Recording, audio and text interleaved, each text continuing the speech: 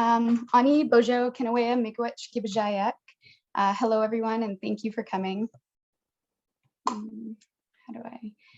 Katrina, Keeshig, Indigenous, Nea Shiniming, and Donjaba, Anishinaabe, Kwe, and Dao. My name is Katrina Keeshig, and I'm from Nea Shiniming, or Chippewas of Nawash Unceded First Nation. Together with our sister nation, we are known collectively as the Saugeen Ojibwe Nation, or San, which you heard from yesterday. I have a background in ecological monitoring and community engagement for about 10 years now.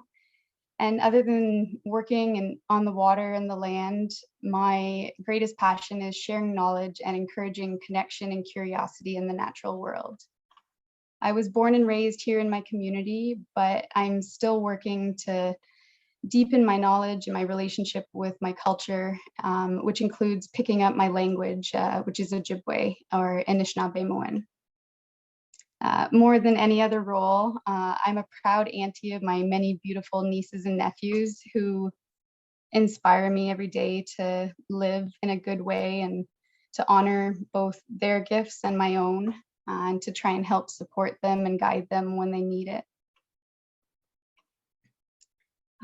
For the last 2 years, I've been living and working in Windsor with the Healthy Headwaters Lab out of the Great Lakes Institute for Environmental Research and with Walpole Island First Nation on a community-based restoration project. I am also the Indigenous Partnership Coordinator for FishCAST, which is a multi-institution and multi-year grant designed to complement graduate programs by providing additional training to students in the fisheries and aquatic sciences. I'm speaking from my home territory in Saugeen Anishinaabe King, or Saugeen Ojibwe territory, and I pay tribute to the traditional territories of the Three Fires Confederacy, comprised of the Ojibwe, Odawa, and Potawatomi nations.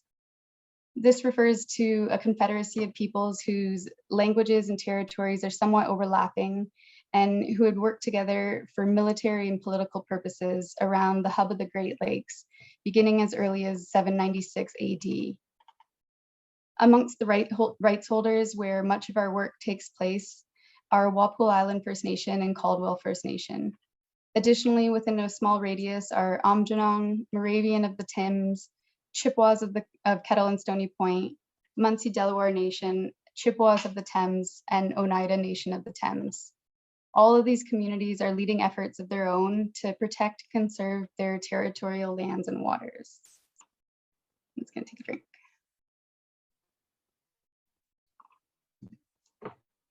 So when we say Indigenous territory, also referred to as traditional territory, what that's describing is the ancestral and contemporary connections of Indigenous peoples to a geographical area.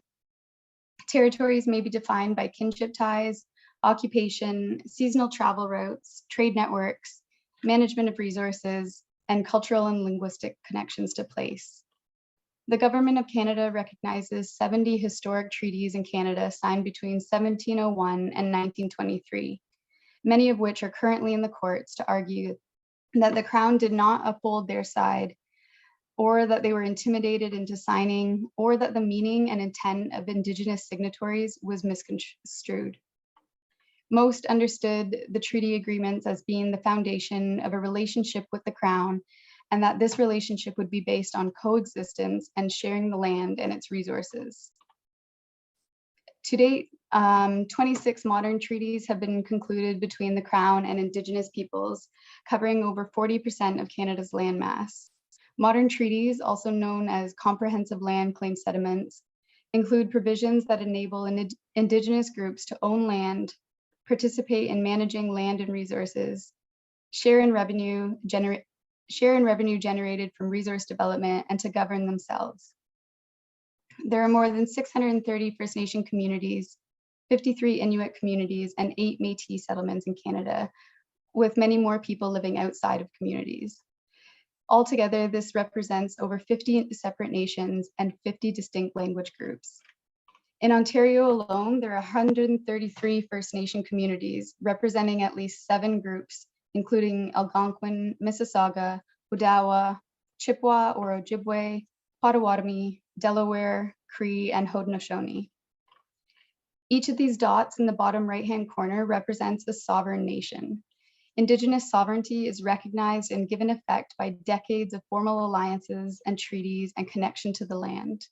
Flowing from this sovereignty is the right to self-determination, along with the exercising of the constitutional right of self-government. This illustration of complexity and diversity is not meant to scare or intimidate or confuse you, but to illustrate that regardless of where your work is taking place, it is on the traditional territory of Indigenous nations, and it is connected to the present-day rights of Indigenous people, which include both shared and specific rights given to specific nations, which is why we need to work directly with communities as individual entities to learn from and understand specific rights, priorities, and concerns, but to also take that even further still. In this presentation, I'll be describing my role as FishCAST Indigenous Partnership Coordinator. This is a part-time contract aimed at guiding multiple threads of Indigenous engagement, partnership, and participation in FishCAST. I would also like to ensure that FishCAST could, where possible, provide local training and/or employment opportunities, and to support the goal of decolonizing science and supporting Indigenous capacity building. My role stems from the program commitments that you see on the screen here. Initial limitations of the grant were related to its flexibility and funding requirements under NSERC, and the fact that I didn't really have a large support network of Indigenous scholars, knowledge holders, and practitioners to reach out to, but that has been growing steadily ever since. One early outcome was to develop a micro-credential offer that will hopefully be delivered to each cohort, which will introduce topics and publicly available resources for reading or viewing, and then bring us together for reflection and discussion in a safe and inclusive space. The goal was to provide a very introductory overview of important terms, resources, concepts, and case studies for both students and PIs, as there seemed to be a gap in understanding of just how fundamental Indigenous rights and Indigenous Canada relations are when working in the natural resource and environmental fields. And this is in addition to working together to share knowledge and to partner on projects. I proposed a 12-week course divided into 6 themes, including rights, responsibilities, and obligations, acknowledgements of land, people, and history, truth, reconciliation, including reparations, Indigenous self-determination, and Indigenous-led conservation. We often speak about the importance of storytelling, and that shaped a lot of the approach to this offer. I wanted to provide Indigenous-created resources and case studies that encourage students to go further and to develop empathy and understanding of some of the background issues or precursors to some of the polarizing conflicts between Indigenous and settler Canadians over lands and resources. Next steps included working with PIs and tapping into the amazing networks of Indigenous scholars, practitioners, students, and knowledge holders at each of the partner institutions, looking to expand Indigenous partners as internship opportunities and to build a network of people to contribute to or support development of curriculum, as well as present at weekly seminar series. Thankfully, more institutions are adding Indigenous studies and introductory curriculum that has been developed through extensive consultation and participation of Indigenous peoples from across the country and representative nations. Moreover, there are more courses, webinars, and learning opportunities such as this one than ever before. Early on, I developed a document and conducted a horizon scan of all the partner institutions, of the publicly available curriculum offers, local and relevant STEM offers for Indigenous youth, and of Indigenous fisheries organizations or management within communities. I felt like I started off strong, and then I suffered a little bit from what I would come to know as the only lonely effect. I felt alone and I felt very underqualified. And I wrestled with the idea of feeling like I wasn't the person who should be giving any of this advice. And I've slowly arrived at the fact, with lots of help, that our voices are needed, and that includes my own. Yesterday, Jennifer listed some of the important commissions, reports, and commitments which include hundreds of options for moving forward toward the goal of reconciliation. She also mentioned that hardly any recommendations have been enacted. It has been 7 years since the finding of the Truth and Reconciliation Commission, and the 94 calls to action were released. And it's been over 20 years since the Royal Commission on Aboriginal People, which included hundreds of suggestions. Even though there is no section that calls in the calls to action directly related to environment or natural resource sectors, there's a well-established history of dispossession and violence associated. And there's a difference between referencing the calls to action in your work and understanding them. It can be easy to desensitize what exactly the commission was intended to do. Residential schools operated in Canada for more than 160 years, with upwards of 150,000 children passing through their doors, including all provinces and territories with the exception of PEI, Newfoundland, and New Brunswick. The last school didn't close until 1996, and First Nations, Métis, and Inuit children were removed, often against their will, from homes and communities and put into schools where they were forced to abandon their traditions, cultural practices, and languages. And yet this was just one tool in a broader plan of aggressive assimilation and colonization of Indigenous people and territories in Canada. If you haven't listened to some of these firsthand accounts of survivors, it's possible that you can't fully empathize with the level of suffering experienced within our communities. Residential schools were neither the beginning nor the end of genocidal policies, yet the effects are perhaps the most profound and are still unfolding, maybe even amplifying until this day.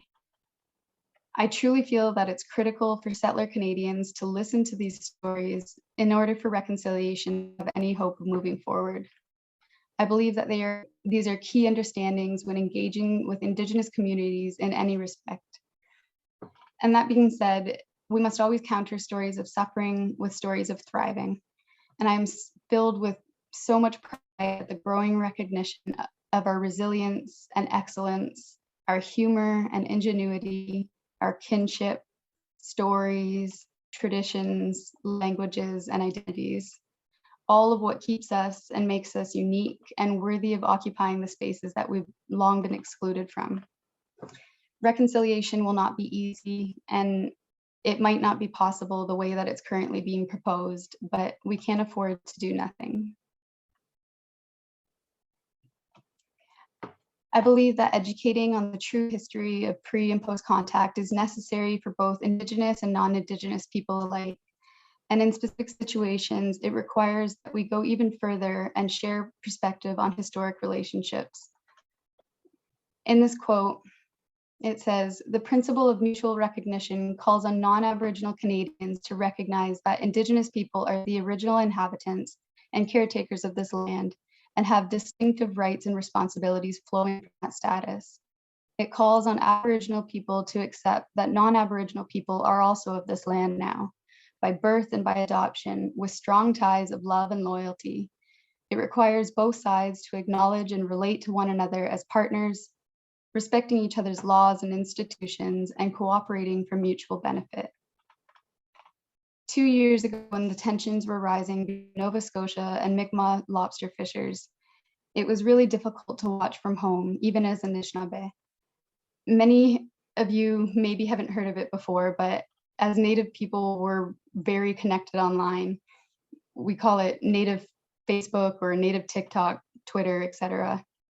And we're often exposed to firsthand accounts, to Indigenous perspectives, and we are usually aware of the historical harms leading up to things. And we also see the mainstream side of things, and it's very difficult to find Native-led journalism in mainstream media. This was upsetting to watch, even from Ontario, because you could feel the gap in education and understanding, and you could see the deflection of responsibility by government and law officials. My community, which was mentioned in 2 talks given yesterday, is a fishing community and nation and has been since time immemorial.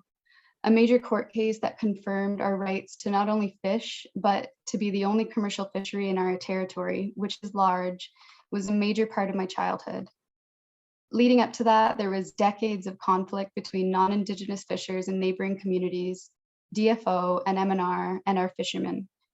It sometimes led to violence, and it oftentimes led to unfair treatment, vandalism, and little opportunity for recourse. My community is now working in partnership with OMNRF, and this is in large part owing to deep commitment to conversation and to developing a working relationship, and especially to individuals in bridge or connector roles. As an Indigenous person, I do not claim to have all the answers, and I usually can only speak to my own experience, but my experience is also inherently a collective experience. The stories I grew up with and the information I received have shaped who I am.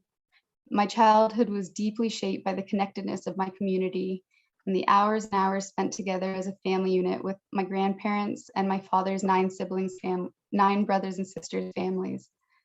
The connection and responsibility I have, as well as my connection to Indigenous people across Turtle Island, to others experiencing injustice, and to my non-human relatives.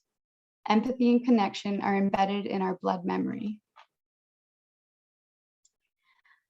Growing up, I loved learning my language, but I only learned it in school. My grandparents were both fluent Ojibwe speakers, as were most of the elders in my community, and now there are only 6 speakers left.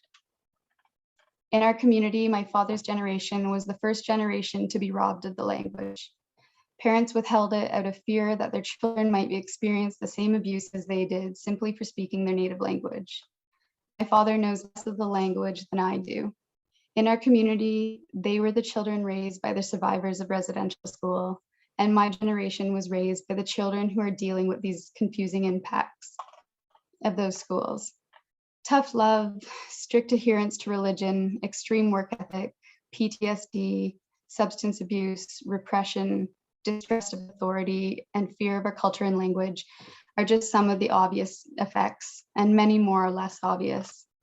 My grandma was always laughing when speaking with her friends, and the elders were always laughing. I would ask her what was funny, and she would always say, it couldn't be explained in English. I learned my language from kindergarten to grade 9, but never got the opportunity to use it conversationally, and so I'm just now picking it up and trying to learn it. All of this is to say that what I am learning now is eye-opening and heartbreaking.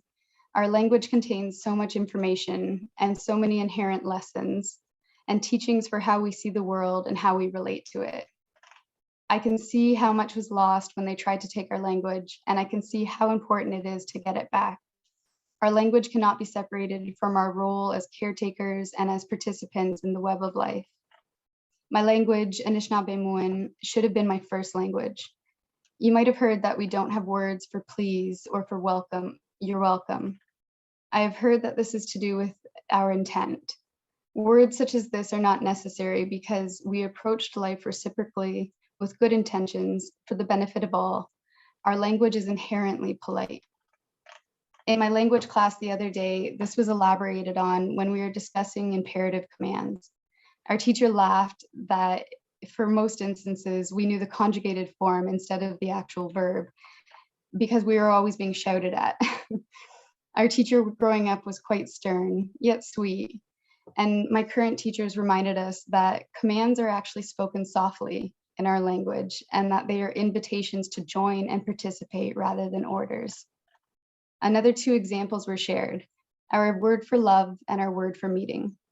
And both were broken down into their root words to explain the concepts. And I love that Brandon shared the word for love in his language yesterday. The word for love or mutual love is Zagiedigwin. The first part of the word relates to our word for lake, Zagiegan, which describes the inflow and outflow and emergence. And the middle part, Ide, elaborates further to specify that which is reciprocal.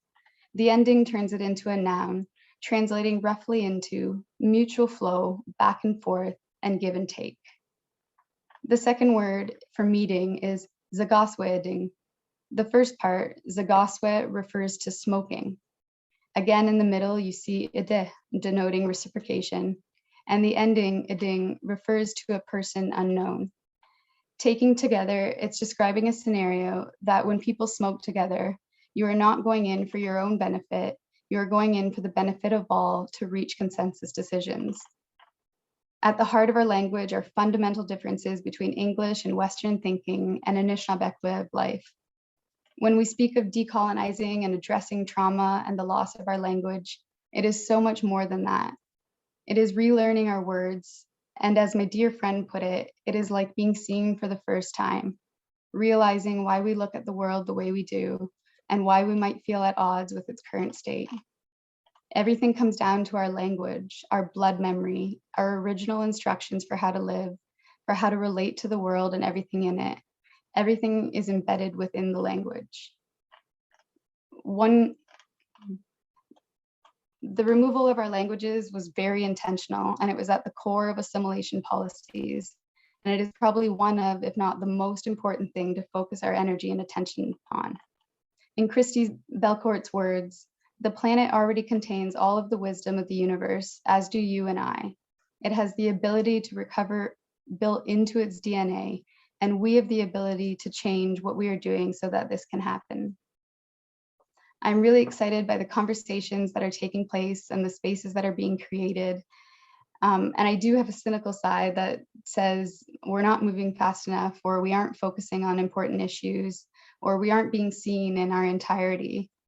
But I am grounded by the optimism and steadfastness of others. And we are here to rebuild. And one of my roles is to be a bridge. Bridges are designed to direct traffic, to allow for flow, for exchange in both directions.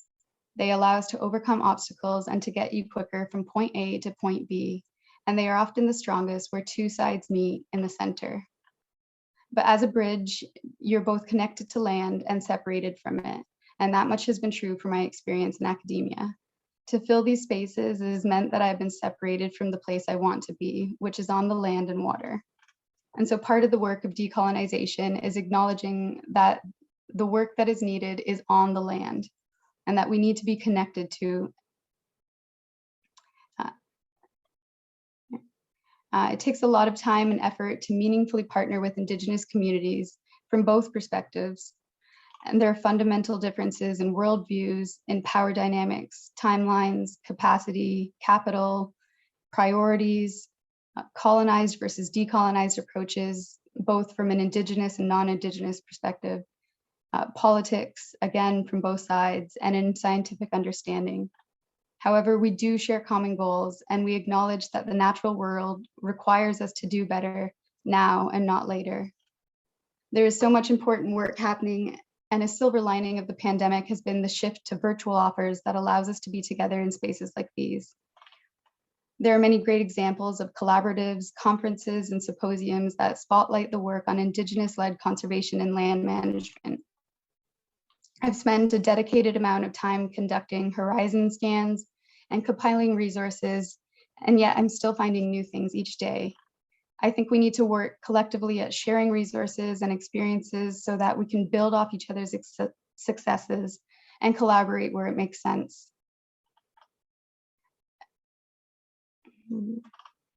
I envision an establishment of an online network that houses important information, resources, maps, videos, and data. And I would also like to see the establishment of an Indigenous Technical Training Summit to be held at various locations in the province or country that will allow us to come together and access training or learning opportunities that might otherwise be limited to smaller communities or programs that haven't quite been established. I envision a place and opportunity to share lessons learned amongst our communities and to discuss issues such as long-term funding, land-based learning, language revitalization, connectivity, cumulative impact monitoring and assessment. And I especially envision the centering of community in all aspects, of working with all generations from the young to elderly to share knowledge and to invest heavily in securing our languages for present and future generations. Ahaw, miigwech.